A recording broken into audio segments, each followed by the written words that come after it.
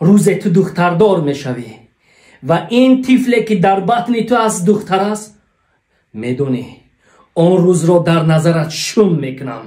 برای من دختر در کار نیست، برای من پسر زو. فهمیدی؟ برای تماشابینان عزیز، قصه ای رو که ما روی نوار آوردیم از یک مادر جگر ریخته است. تا آخر تماشا سازید.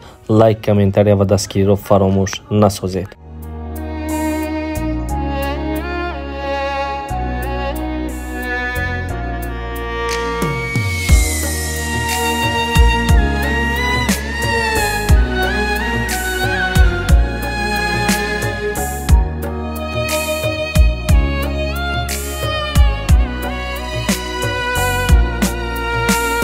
یک باری دیگر آکی من این بار بمیرم، رفتی و زیبادی تو چی بسیار بمیرم.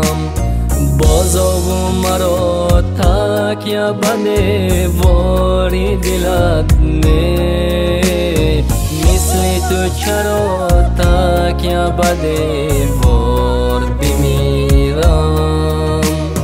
روز نشد از باری تو من گریه نسازم، چون قطره افتاده بطک رور بمیرم. بعضا انسان ها نقل می سازند که زندگی بیرحم است. نه، در اصل بعضا ما انسان ها بیرحم هستیم که زندگی خیش را نابود می سازیم. مرد زنی او همیشه دختر می زاید. مرد از حساب جهالت و نادانی، خودخواهی، خدا ناترسی همیشه با زنی خیش دست به گریبان بود.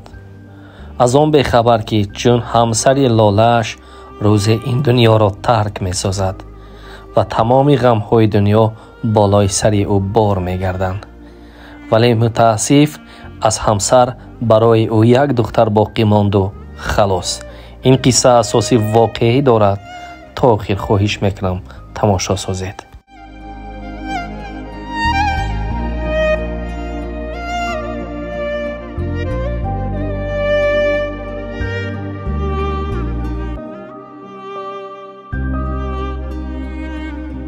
روز مرد همراه 3 دخترین نازنینش بازار برای خریدن سر و لباس رفت.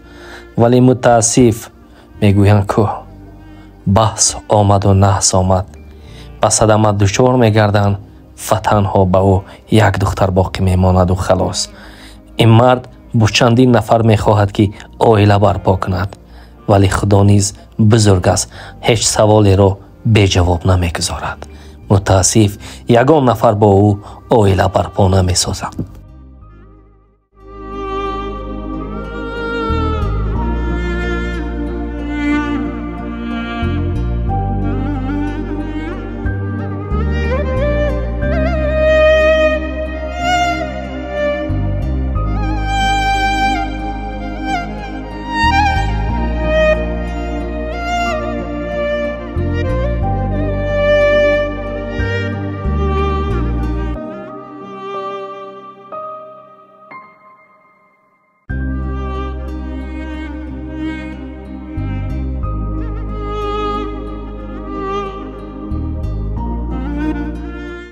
خودتان با چشم خیش نگرید.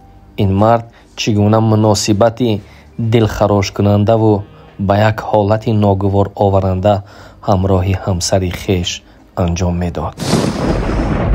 بیزار شدم از همین زندگی.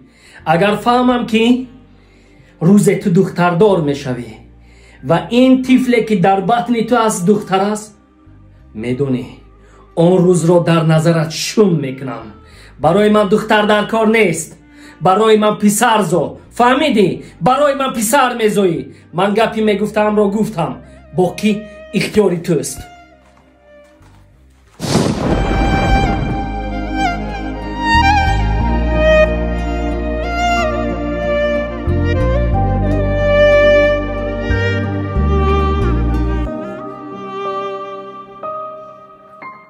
از مکافات عمل غافل مشو.